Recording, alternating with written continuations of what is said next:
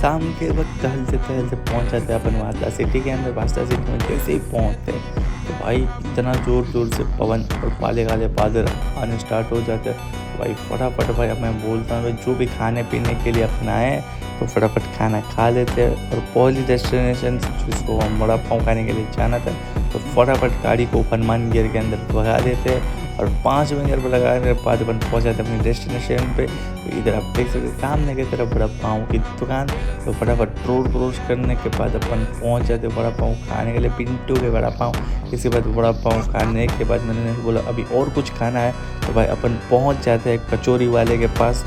तो कचौरी के भाई इधर आप लोग भाई तो बहुत बढ़िया लग रही थी, स्वाद खाने में भी एक नंबर थी।